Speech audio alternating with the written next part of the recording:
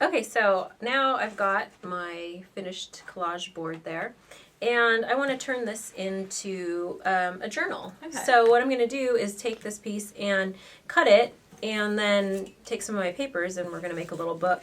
So I'm just going to measure this. So that's about 12 inches long, and just make a couple of marks right in the middle. And so you could use this cover pretty much for anything, like a journal, a miniature scrapbook, kind of anything you want. A little really. photo album, Yeah. a wall, like I said earlier, a wall hanging. Right. Right. You know, whatever you want. You could cut To this display up, in there. and Yeah. you can make it into little cards, and use my X-Acto knife to cut. And we're going to do something really fun, just real simple. A lot of my bindings are a lot more intricate than this, but if you ever want to make just a fun and fast little book, I'm going to take a little bit of masking tape and use this as my binding. And you could write on that too. Yeah, and you can write on it. So once I do this, I'm going to put them about, I don't know, it's about a half an inch apart. Okay. Because this is going to act as our like some room, kind of. binding cloth. Yeah. And let me turn this over so we can see if they're even.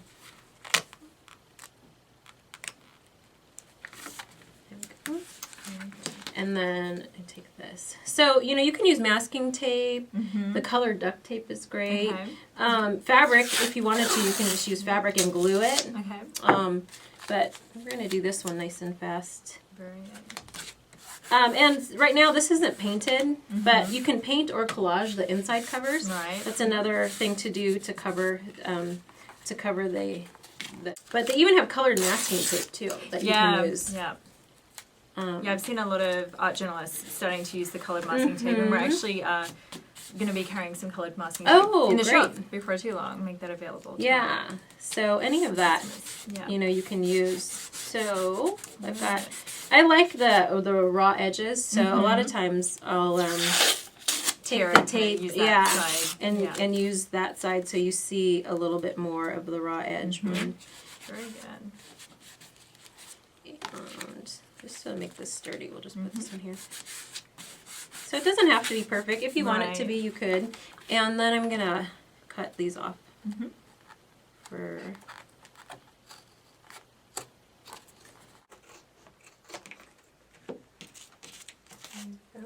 And so now I've got this fun little cover. And what I'm going to do is on here, you can color with anything. But I'm just going to make some random scribbles. Yeah. You could stamp, take rubber stamps and stamp on there. Sure. And I just want to kind of cover some of that color that's on there. Areas a little bit. Yeah. Very cool. So now I've got the cover, and then you need pages for the inside. So whenever I'm making pages for my journals, I like to take photocopies of my work and then plain paper. A lot of times, and mostly I have painted papers. I'm going to just show, I don't know if this one has painted papers. Okay. Maybe a few, but sometimes I have like the painted papers inside them. Yeah. But for this one, I'm going to take a couple of photocopies and just start tearing. So I've got a few pieces sitting here, and just some blank paper. And the key is that you want it to fit within that size. Yeah. Right. And some of it could be longer sticking out, but the idea is to create the pages that fit. And I like random sized pages, so you'll notice that when I'm cutting these, I am... You're not measuring, you're just cutting it. Yeah, I just kind of let it all happen. And yeah. Very good. So that one was cut already. I'll put this in here too. So I take a lot of photocopies of photographs that I've taken, and I put those in as pages. Great. Some of my other journals I do black and white copies of, and use those as pages also. Very good. So it's nice because you don't start with like the blank page all the time. Right. Have something fun. Right. So I've got all of this now, and now I just need to start folding them and making them into the inside pages. So, okay, so now I've got all this folded stuff. Okay. And now basically I just want to build the signature. So and see, so the great thing about folding them shorter is that you get to see all the fun colors and come through. Yeah. And get some nice layers. Right. Yeah. Very cool. I'll put her on top. And then what I'm going to do is either with like an awl or a hole punch, you can do this. And basically this fits inside. And if it's too long, you know, you can leave it sticking out also, but I can take my little straight edge too, or scissors, and just tear or trim. Yeah. That way you get, you don't have too much hanging out there. But so it's nice and easy and fast. Cool. So now, the last thing I'm going to do is open this to the center. And all that always is nice to use too, because you can just poke right through the edge. Yep. But this little punch works good too.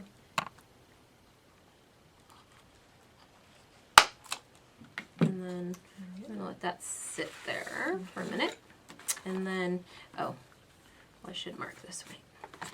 Oh, just match it up. Yeah, so that so you get them. Right. Yeah. So I don't have them uneven. Just grab a little pen. So I'm going to put this right in the center of the binding and just make 2 little dots. Okay. And that way I can have them matching up when I actually put the pages together. So one there. And that's the nice thing about using tape, because you can actually punch right through it. Like if you're using fabric, you'll just have to like pin, you know, use the awl, because it'll poke through it because it has a sharp edge. Right. And you know what I do need? I need to line these back up. Where's that pen? So these kind of came out of order while I was. Oh, I forgot a page. I'll just take that out. There we go. And if things move around, you can just put a little clip on there. And then I'm going to take my little ribbon and make a little tie with it.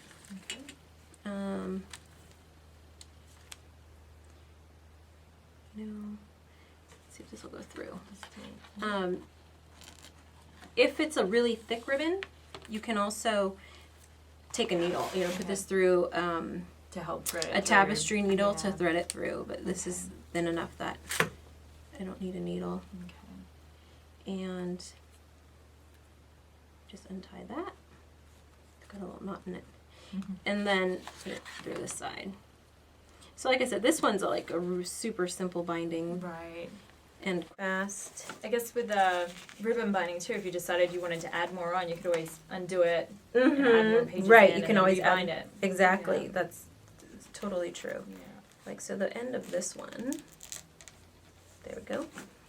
We'll put that there. And then I can take this and just make a little tie. And then I've got a fun little and quick book. Yep. A mini album. So this is great because you could, if you wanted to, put photographs in there. You know, I love using macrame string and twine too, because you can do some really cool embellishing with that. Yeah. And you can even make it hanging. You know, if I let this kind of thicker and then made a little hanging. Sure. But now we're going to take this and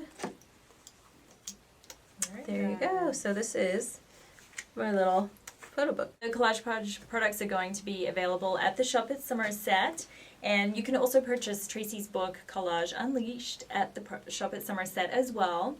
And thank you very much for joining us today. It's been a pleasure having you. Thank you. I had a great time. Good. But lots of fun.